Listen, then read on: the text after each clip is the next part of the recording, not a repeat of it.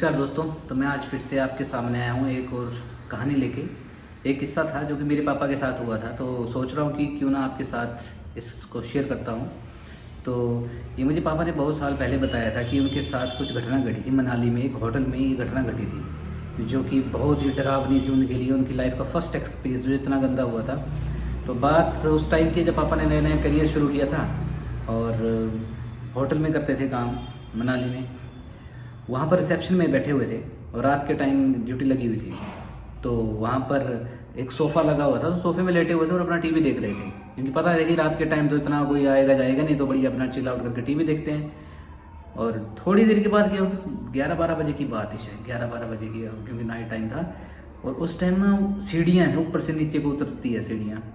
तो वहाँ से एक लड़की उतर रही थी। उन्होंने सोचा कि कोई गेस्ट होगी, आ रही है, कुछ चाहिए होगा या फिर चेकआउट करेगी। तो उसने हील्स पहनी है, टक टक टक करके जो आवाज़ है वो पास आती गई क्यों। मैंने बोला यार ये क्या है, इधर ही क्यों आ रही है ये, भाई उधर जाती, इसके पास रिसेप्शन में जाती, मेरे पास ही क्यों आ रही है। और बोला चलो कोई बात नहीं, आने देते हैं, उसके बाद बात करते हैं इसके साथ। तो अचानक से भाई जैसे ही वो पास आई, पापा ने उसको देखा और उसने सोफे के नीचे आ डाल दिया। लिटरली 7-8 फुट का सोफ़ा, इतना भारी भरकम सोफ़ा, ऊपर से इतना मतलब हैवी बंदा भी, 60-70 किलो का बंदा भी सोफे के साथ उसने ऐसे उठा लिया ऊपर का। 6-7 फुट की हाइट में पापा को उसने ऊपर उठा लिया। पापा डर के एकदम से, अब क्या करूँ, कुछ समझना एकदम से, मतलब धक धक धक धक धक धक, वो घबराहट और पसीने छूट गए कि ये क्या हो गया। जस्ट वहाँ पर लैंडलाइन पड़ा हुआ था एक, मतलब सोफे के पास ही। उस टाइम के, आज की डेट में तो चलो फ़ोन होते, उस टाइम लैंडलाइन होते थे। तो लैंडलाइन में सिक्योरिटी में एक चाचा होते थे, बुढ़े होते थे, उनको फ़ोन घुमा दिया, एकदम से नंबर प्रेस किया और सीधा बाहर चाचा ने उठा लिया फ़ोन। बोला जी क्या हुआ, कुछ नहीं, हेलो भाई, बस चाचा चाचा चाचा चाचा चाचा।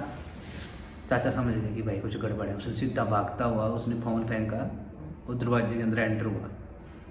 एंटर होते हुए ऐसे ऊपर उसने फेंका नीचे को, मतलब इतने बड़ा सोफ़ा विद इतना बड़ा आदमी उसने ऊपर उठा दिया। तो उसने जैसे ही बंदा एंटर हुआ उसने नीचे फेंक दिया, पापा को फेंक दिया नीचे और खुद भागी कहाँ पर, खिड़कियाँ बंद थी, दरवाजे बंद थे, जस्ट खिड़कियों के बीच छोटा सा स्पेस था, वहाँ से हवा होगी, फुर्र होगी बाहर को। ये प्रत्यक्ष देखा पापा ने कि वहाँ खिड़कियों से बंदी गायब होगी, बाहर को एकदम से गायब होगी। और जैसे ही चाचा एंटर हुआ, चाचे को साथ पापा है वो, मतलब वो गए। होता ही है यार, उस टाइम डर जाता है बंदा कि थोड़ा कंसोल करने के लिए। चाचे ने बोला कि कोई बात नहीं। और पापा को पूछे हुआ कि चाचा चाचा चाचा, घबरा गए थे उस टाइम, क्या करना। तो चाचे ने भी पापा के मुंह में 4-5 थप्पड़ जड़ दिए।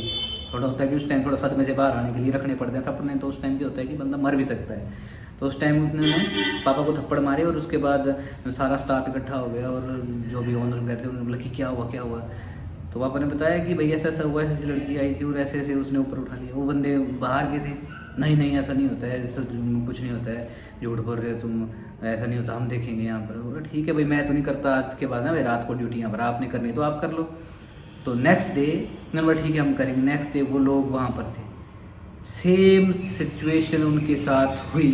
जब वो 2 बंदे थे, बल्कि वहाँ पर वो 2 बंदे थे, 2 बंदे जब वहाँ पर बैठे हुए थे रात की सेम 12-1 बजे का टाइम, और कोई लड़की एंटर हुई एकदम से उनके सामने और पूरे कमरे में इधर से उधर सामान फेंकना, इधर उधर हो जाना, ये वो सब। उन्होंने भाग के, बंदे जब लगा पता कि लगा डर, तो वहाँ से भाग के कभी किचन में भाग रहे, तो किचन में सामान गिर रहा है यहाँ से वहाँ। बहुत लिटरली उनकी हालत बहुत ख़राब हो गई। बुखार लगे बंदों को। और जब उन लोगों ने मानी ये बात कि हाँ यहाँ पर कुछ घटना है, कुछ हुआ उनके साथ भी, उन्होंने भी बताया कि हाँ हमारे साथ हुआ। तो फिर बाद में हुआ कि कोई चेलिज पर बुलाए थे और पंडित वगैरह जो भी होते हैं। फिर वहाँ से भी थोड़ा आइडिया लिया, तो पता लगा था कि उस होटल में किसी लड़की की हत्या हुई थी। ये कोई लड़की की, मतलब सुसाइड हो, लड़की की डेथ हुई थी वहाँ पर। तो जब अकाल मृत्यु होती है तो आत्माएं इस तरह से भटकती हैं। तो आत्मा वहाँ पर भटकती थी, उसकी वजह से वो तंग करती थी लोगों को। तो फिर वहाँ पर हवन वगैरह जो भी करना था वो सारी चीज़ें करवाई, तब जाके वो चीज़ें शांत हुई। अदरवाइज़ बहुत तंग किया उसने लोगों को। तो ये भी एक बिल्कुल सच्ची घटना है जो कि मेरे पापा के साथ हुई थी। अपने आप से नहीं, मतलब बताई थी उन्होंने मुझे, जेन्युइनली बात बताई थी। क्योंकि होते हैं कि वो भी नहीं डरते थे किसी चीज़ से, इस तरह की फालतू चीज़ों से नहीं मानते हैं ना। लेकिन जब सच में जब खुद के साथ ये चीज़ें होती हैं तब इन चीज़ों पर थोड़ा बिलीव होता है कि नहीं यार ऐसी चीज़ें होती हैं। आई होप आप लोगों को स्टोरी अच्छी लगी होगी। अगर आप लोगों के पास भी कुछ इस तरह की स्टोरीज़ हैं तो आप मुझे बता सकते हैं। आपकी स्टोरी कवर करेंगे, ताकि लोगों को भी इस तरह की कहानी पता लगे कि इस तरह की चीज़ें होती है, रात रोज़ को इस तरह की घटनाएं घटती हैं। और हिमाचल में तो आम है यार, बहुत सारी चीज़ें होती हैं हिमाचल में, क्योंकि जहाँ देवी देवता होते हैं वहाँ पर ये चीज़ें भी होती हैं। धन्यवाद।